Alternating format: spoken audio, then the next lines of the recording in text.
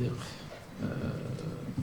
نزار، وكذلك القيادات السياسية التي حضرت اليوم في هذا الاجتماع الذي كان موسعا، حضره حوالي 18 قائد سياسي من الأحزاب الثلاث، بكل بصفته وكل بتمثيليته داخل القيادات الحزبية.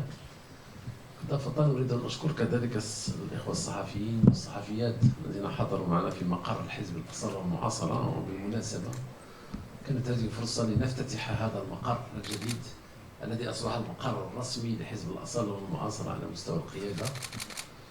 فكان هذا اللقاء وهذا التواصل الخطوة الأولى داخل هذا المقر الذي أنا متأكد سيشهد خطوات أخرى إيجابية ولقاءات أكثر إيجابية بما فيه مصلحة البلد.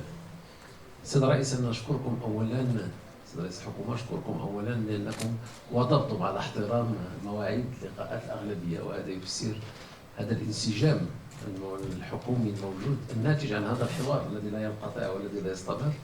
حوار فيه نقاشات كبيرة، فيه نقاشات عميقة، نتفق في وقت من الأحيان، نختلف كذلك في بعض من الأحيان، ولكننا في آخر المطاف نتضامن كأعضاء للحكومة ونتحمل مسؤوليتنا بشكل مشترك. وإدارتكم لهذا النقاش أعطانا دفعة قوية مع أريحية الأخ نزار بركة وقيادته كذلك وقيادتكم وقيادتنا. هذا النقاش الذي كان واضحا وصريحا والذي سيؤهل هذه الحكومة لتلعب دورا أكبر لفائدة المواطن.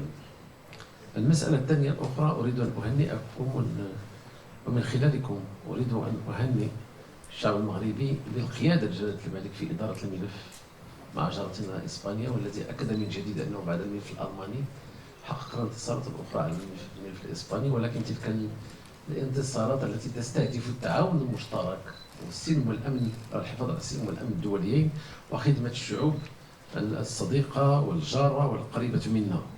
وهذا يعبر عن مدى والذكاء السياسي الجماعي الذي يتسم به المغاربة بقيادة جلالة الملك لإيجاد حلول لكل القضايا والأزمات بشكل استنادا على الحوار واستنادا على تبادل الرأي والرأي الآخر. المسألة الأخرى التي نريد أن نؤكد عليها هو أنه نحن حكومة، شخصيا كنت خائفا من هذه الأزمة الآتية ليس من الكوفيد ولكن كذلك من الأحداث التي تعرفها المجتمع الدولي، والتي أكدنا فيها موقفنا الصارح والواضح مع احترامنا للوحدة الترابية لكل الدول وكذلك على الحوار بين الدول لحل مشاكلها. وقلنا أنه هذه الأزمة ستنعكس بشكل سلبي، ولكن العمل الذي قدمته الحكومة وتحملت فيه الحكومة عبئا ماليا كبيرا للتخفيف من هذا التأثير السلبي، وما زالت الحكومة تتحمل العبء، تؤكد من جديد مدى متانة اقتصادنا ومدى قدرتنا على مواجهة التحديات ومواجهة جل المشاكل الدولية وتأثيرها على التراب الوطني.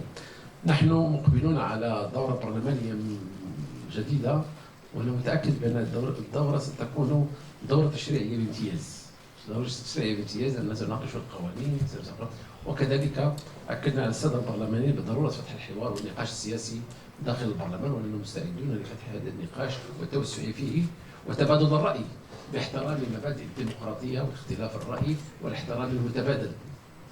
لا نريد في نقاشنا لا نريد أن يكون البرلمان مسرحا لبعض المواجهات اللفظية والنقاشات، ولكن نريد أن يكون نقاشا سياسيا لفائدة المواطن، نقاشا سياسيا للقضايا التي تهم المواطن، نقاشا سياسيا لجميع القضايا التي يطرحها المواطن على ممثل الأمة والتي لممثل الأمة الحق والمسؤولية والواجب في إثارتها وإحالتها وطرحها على السادة الوزراء. سنكون منفتحين وسنكون مهيئون للمناقشات وكذلك لتمرير مجموعة من القوانين أو للبت في مجموعة من القوانين التشريعية التي نحتاجها والتي نعتبرها منطلقا للإصلاحات السياسية والمؤسساتية داخل هذا البلد. المشكل الوحيد الذي نملكه في الحكومة هو مشكل الوقت. سيد الرئيس، نريد أن نحقق كثير من الإنجازات لننفذ التزاماتنا والتي لحد الآن ما زلنا نحترم التوقيت لها بالنسبة للبرنامج الحكومي، ولكن كنا نريد أن نقدم أكثر. وهناك ضغط الوقت، هناك ضغط الوضع الدولي، هناك ضغط الأسعار على المستوى الدولي، كل هذا يحاول أن يفرمل هذا توجهنا. ولكن نحن في الحكومة قررنا أن ندخل في تحدي كبير، وهي نريد أن نحول هذه الأزمة الدولية إلى وسيلة مثلى لتطوير اقتصادنا ولتحقيق كثير من المكتسبات. الأزمات ليست كلها سلبية، هناك أزمات تفرض علينا أن نبحث عن حلول وأن نبحث عن أجوبة تجعلنا نتطور وننمي بلادنا، وأعتقد بأن هذه الإمكانية متوفرة جدا، والآن نحن نتعامل معها. لذلك نحن فتحنا أبوابنا لكل المستثمرين، فتحنا أبوابنا على كل من يريد أن يأتي إلى المغرب. المغرب بلد مستقل مسلم، بلد كذلك فيه كثير فيه السلم الاجتماعي كما فيه السلم الأمني، ولذلك نحن منشرحين جدا لهذا الوضع، علينا كحكومة أن نشرف على عملية تطوير كثير من البرامج الاستثمارية في المغرب.